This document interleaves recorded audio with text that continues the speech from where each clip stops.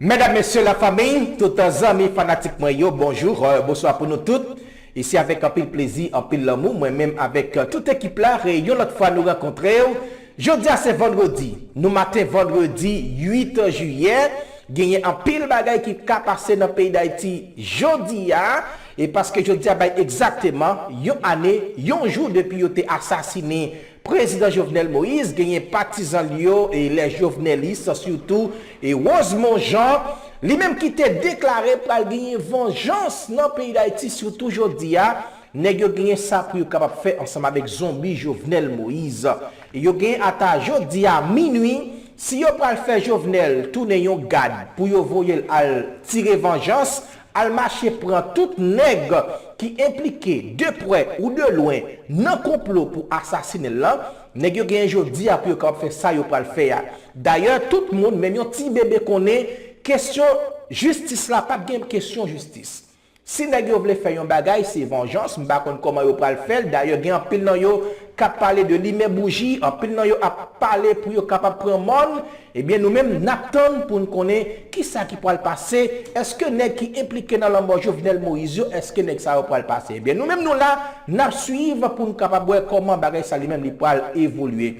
Matin moi gagné et privilège pour nous capable présenter nous une interview que premier petit garçon Jovenel Moïse, li bay à Télémétropole et Jovenel Moïse li t'a répondre question et Théodore et bien matin il dit en pile bagaille et il fait qu'on est une bagay qui fait que lui même il pas présent et pendant yo t'a commémoré première année et l'homme Jovenel Moïse nous a gagné plusieurs monde dans famille madame li et Martine Moïse qui était présent au Cap Haïtien et bien il fait comprendre li te gagné menace l'homme sous tête li c'est ça qui fait il te crainte et peut-être puis pas assassiner c'est dans bouche nous pas le temps de ça et bien que gros menace qui était sous tête li c'est raison ça qui fait que lui pas rentrer et il y a un pile bagay que lui dit sur relation ensemble avec Belmel Martine Moïse avec toute famille et bien Pontichesse Banou pour nous capable tendre interview ça côté gagner en pile parole en pile vérité que Jovenel Moïse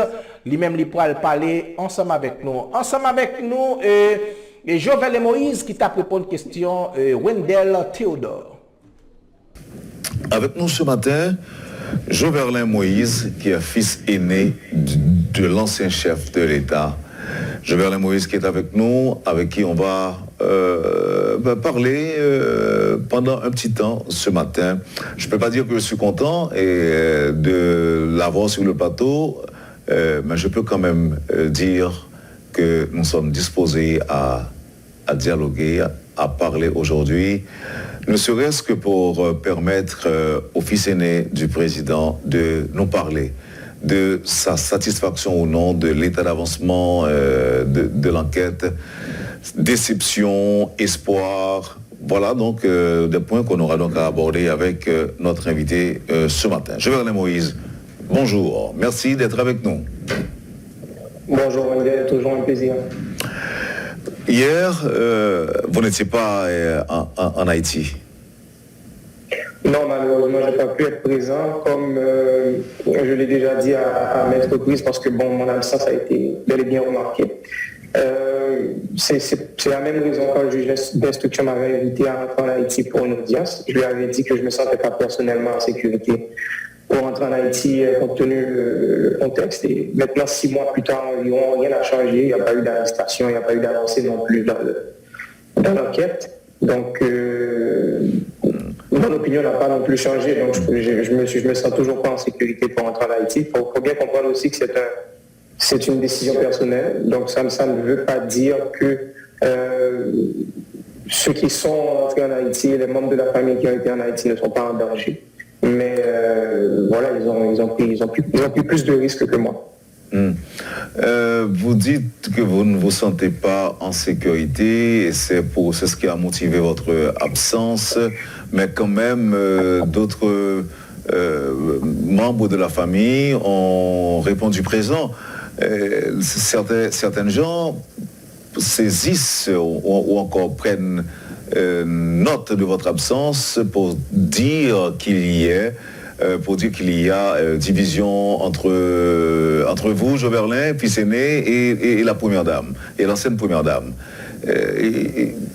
Division, c'est le vrai mot ou bien il y a autre chose? Non, il n'y a aucune division. Justement, on en a déjà parlé à la presse à maintes reprises de l'effort mis en place par certaines personnes, par ce même système, ces mêmes gens qui ont participé à l'assassinat de mon père, de diminuer la quête de justice, justement de nous forcer à passer de quête de justice à querelle familiale au niveau de la presse. Moi, je l'ai dit à maintes reprises, il n'y a pas de querelle familiale, on ne va jamais descendre à ce niveau. On est concentré sur une quête de justice et tous les membres de la famille participent à leur niveau. Donc, il n'y a aucune division dans la famille, on communique assez souvent, on prend les décisions ensemble. Donc, il n'y a pas de division, comme je viens de vous le dire. C'est une décision personnelle. Moi, j'ai choisi personnellement de ne pas être présent parce que j'estime que les paramètres de sécurité ne sont pas encore adéquats pour que moi, je rentre en Haïti. Ça ne veut pas dire que les autres membres de la famille sont en sécurité, comme je viens de le dire, mais pour eux autres, les paramètres sont plus ou moins respectés. Mais il faut comprendre aussi, comme ma belle-mère l'a bien dit, je crois hier ou avant-hier, elle aussi, elle n'est pas en sécurité, il y a un danger permanent qui plane sur elle, donc, et tous les autres membres de la famille. Donc, elle a dit sur RFI que la menace est permanente sur sa personne, et apparemment ce serait pareil pour vous. Mais le problème, ou bien l'obstacle, c'était le président. Pourquoi vous? Pourquoi votre belle-mère? Justement, on avait deux réactions possibles après l'assassinat de mon père, le 7 juillet 2021. On aurait pu rentrer chez nous, nous séparer du reste du monde, continuer à vaquer à nos occupations personnelles, faire notre deuil, tranquillement, guérir émotionnellement et tout. Et nous avons choisi l'autre option. Nous avons choisi de nous battre aussi. Nous avons choisi de chercher justice. Nous avons choisi de nous lancer dans cette quête de justice, justement, qui dérange plus d'un. Parce que il faut comprendre que ces gens-là auraient aimé qu'on abandonne dès le début. Ils auraient aimé qu'on ait peur dès le début. Mais nous avons décidé de nous battre. Nous avons décidé de prendre des avocats. Nous avons décidé de poser des questions. Nous avons décidé de chercher plus loin. Et en cherchant plus loin, justement, on est en train de déranger ces gens-là dans leur, on va dire, dans leur confort. Donc, automatiquement, nous représentons ce qu'on appelle un obstacle, je pourrais dire un obstacle prolongé. Nous devenons une prolongation de mon père. Donc, c'est tout à fait normal qu'on se sente en insécurité par rapport à ces gens-là, compte tenu justement de l'avancement de l'enquête, l'avancement de la procédure judiciaire, parce qu'il n'y a pas eu d'avancée. Ces gens-là ils ont toujours les mêmes pouvoirs, ils sont toujours dans leur confort, ils sont toujours en liberté. Donc, ils pourraient recommencer. Et il faut comprendre aussi que mon père a été le président de la République pendant son assassinat. Donc, tous les paramètres de sécurité de l'État devraient justement empêcher son assassinat. Et pourtant, ces gens-là ont rentré, ils ont pénétré dans la chambre de mon père sans aucune résistance. Moi, aujourd'hui, ou ma belle-mère, ou peu importe d'autres membres de la famille, nous n'avons pas cette machine administrative ou cette machine que représente la sécurité présidentielle, par exemple. Donc, il y a des risques à ne pas prendre. Et c'est sûr qu'il y a un danger continuel, un danger continu qui plane sur vous. Qui est bel et bien présent. Oh, exactement. On peut pas non plus. On doit prendre des risques. C'est essentiel. Ce qu'on est en train de faire, c'est très risqué. Mon père le savait à partir du moment qu'il est devenu candidat à la présidence. Il nous en parlait souvent. Il nous disait, écoute, c'est très risqué ce que je suis en train de faire. Il savait déjà que avant lui, il y avait 4 autres chefs d'État haïtiens qui se sont fait assassiner. Donc, il y avait une forte possibilité que ça arrive. Mais il essayait de limiter les risques. Mais malheureusement, c'est quand même arrivé. Nous aussi, on va essayer de limiter les risques, mais on ne va pas abandonner le combat. Et là, vous êtes en train de nous dire que votre père savait vous parler des menaces qui pourraient planer sur la famille et qu'il pourrait même être tué. Est-ce qu'il vous a parlé d'un éventuel complot qui aurait été conçu pour le tuer? Est-ce qu'il vous l'a dit?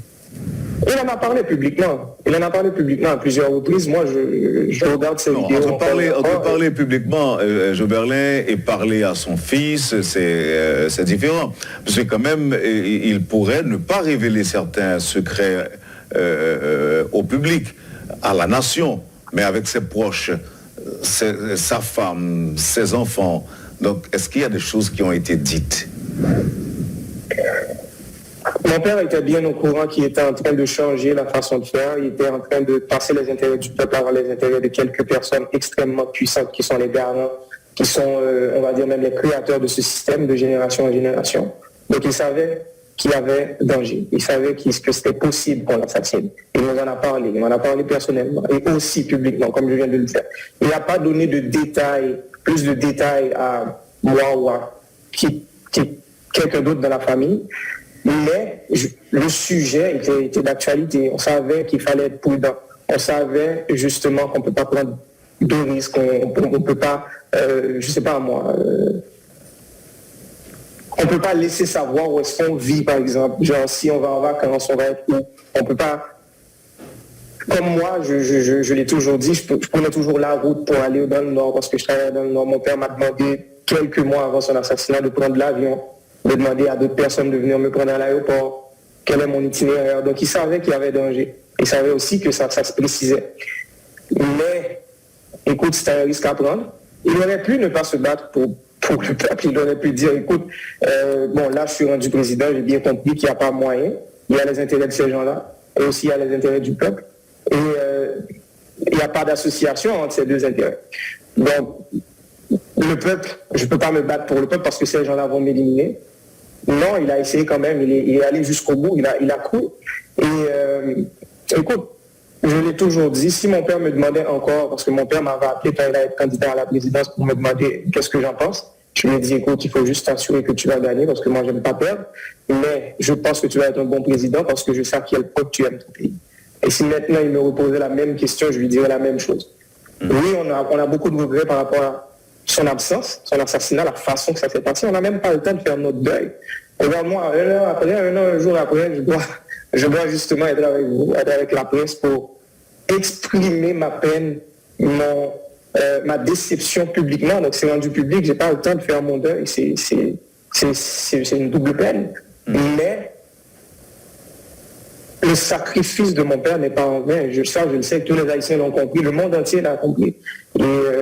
Il n'est pas mort pour ses intérêts personnels, il est mort parce qu'il voulait changer les choses. Il est mort pour les intérêts du peuple. Et ça, c'est important. Donc, il était bien conscient du danger, mais il est allé jusqu'au bout. On aurait aimé que ça ne se passe pas comme ça.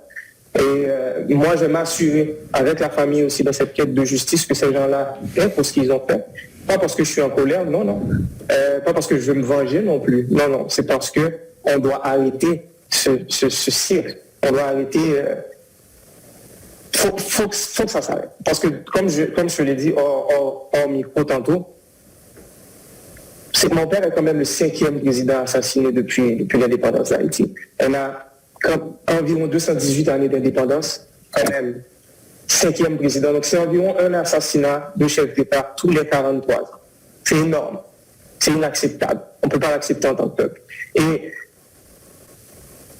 le premier chef d'État qui s'est fait assassiner, c'est le père même de la patrie, c'est notre libérateur, Jean-Jacques Dessalines. Écoute, c'est de même ou pareil, lui aussi, il voulait prioriser les intérêts du peuple. Il travaillait sur la réforme agraire pour pouvoir...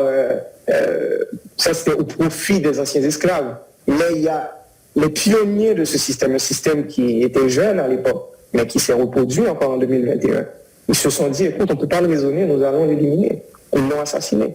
Et 218 années plus tard, environ 218 années plus tard, oui, il y a des accusations, il y a des suppositions, mais personne n'a été arrêté pour l'assassinat de notre empereur. Et un an plus tard aussi, après l'assassinat de mon père, oui, il y a quelques arrestations. Moi, je dis toujours ça. Les gens qui ont été jusqu'à présent arrêtés, ou les noms qui ont été cités jusqu'à présent, ce sont des outils. Il faut un cerveau, il faut du financement. Et c'est ces gens-là qu'on a besoin. Parce que si le cerveau reste intact, si ces gens-là restent en liberté, si ces gens-là qui ont planifié cet assassinat ont encore les mêmes pouvoirs, les mêmes disponibilités, écoute, qu'est-ce qui va les empêcher de répéter la même chose 20 ans, 30 ans plus tard, de génération en génération, ils vont le faire. Donc, il va falloir tracer l'exemple, il va falloir dire non, c'est assez. La dernière fois, on est en 2022, on est au 21e siècle. Il va falloir que ça s'arrête. Donc, c'est le but ultime de ce combat. Vous pensez que l'on arrivera un jour à changer ce système? Puisque changer le système, ou bien prétendre pouvoir changer le système, serait aussi l'une des causes de l'assassinat de votre père. Est-ce que vous pensez que ce souhait-là pourra un jour se matérialiser? J'en ai la ferme conviction. Mon père l'a dit publiquement, il me l'a dit personnellement, que la nation, le pays, ne va pas mourir. Il l'a toujours dit. Il l'a dit à Maître Poli. Et comprenez bien, si la nation ne va pas disparaître, il va falloir changer la façon de faire. C'est obligatoire. On ne peut pas rester dans ces situations-là, c'est impossible. Donc il va falloir changer la façon de penser. Et le fait même qu'on est en train d'en parler ce matin est la preuve qu'il est bien possible de changer les choses. Ça commence toujours par une idée. Hein. Donc l'idée, mon père n'a pas été le premier à avoir cette idée, il ne va pas être non plus le dernier à l'avoir. L'idée, je l'ai aussi, je pense que c'est possible de changer les choses. Et je ne suis pas le seul. Il y a plusieurs jeunes, plusieurs Haïtiens, on est des milliers, même des millions qui pensent que c'est possible que les choses se changent. Mais en même temps, il va falloir identifier le vrai problème. Il va falloir arrêter de se battre contre les symptômes. Et justement, ce matin, deuxième ou troisième question que tu m'as posée, c'est par rapport à une possibilité justement de querelle familiale entre moi et ma belle-mère. Donc là, c'est vraiment, comme je l'ai dit, c'est vraiment les mêmes gens qui ont participé à l'assassinat de mon père, ce sont ces mêmes gens-là qui veulent justement pousser, je pourrais dire, pousser l'attention du peuple, l'attention de tout le monde vers une querelle familiale pour justement oublier ce qui compte vraiment, qui est la quête de justice. De même, ils ont essayé de nous vendre quelques coupables. Ils nous ont dit, c'est telle personne.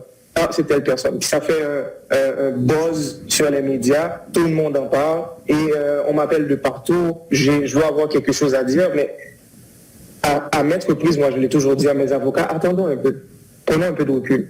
Cette personne-là, l'accusé qu'on nous présente, n'a pas les moyens, n'a pas le bagage intellectuel et économique pour planifier un tel attaque. Donc il va falloir être patient, il ne va pas nous donner des coupables. Il va falloir que la justice trouve les coupables. Donc, ça va commencer par là. Il va falloir identifier nos vrais problèmes. Parce qu'on a toujours tendance, on peut regarder pendant les 4 dernières décennies, on a tendance à croire à l'illusion que le président de la République est la source de tous nos malheurs, de tous nos problèmes. Mais ce n'est pas vrai. Je vais juste prendre l'exemple. Mon père s'est fait assassiner, ça remonte à 1 an. Est-ce que les problèmes se sont résolus en Haïti? Absolument rien, ils se sont empirés. Donc c'est le système justement qui dirige les présidents, qui dirige les hommes d'État, qui dirige le gouvernement. Parce que le gouvernement n'est pas autonome, parce que l'État n'est pas autonome. Il y a un système derrière l'État. Nous avons l'impression que nous participons à des élections, mais depuis des décennies, il n'y a plus d'élections, il y a toujours eu des sélections. Et à partir du moment que cette sélection est faite, la personne qui devient chef de l'État, il n'a pas vraiment le choix, il doit respecter les intérêts de ceux qui l'ont sélectionné. Donc mon père, lui, il a décidé de faire autrement, il a payé ça de sa vie. Écoute, ça fait quand même le 5e président, donc on peut dire que c'est la 5e fois que ça arrive au plus haut niveau de l'État. Mais il y a beaucoup d'autres Jovenel Moïse qui se sont fait assassiner dans ce pays au cours de notre histoire, justement parce qu'ils ont voulu pointer du doigt le système. Ils ont voulu faire comprendre au peuple, on ne peut plus vivre dans l'illusion que c'est le président ou seulement le gouvernement qui est responsable de nos malheurs. Non, il y a des personnes qui ont investi justement dans les campagnes présidentielles. Ces personnes-là, ce sont des hommes d'affaires. Un investissement doit être rentable. Donc, ils ont des intérêts qui ne vont pas d'un commun accord avec les intérêts du peuple. Et à partir du moment que tu choisis de prioriser les intérêts du peuple, nous connaissons tous la fin de l'histoire. Le sort qui vous est réservé. Alors,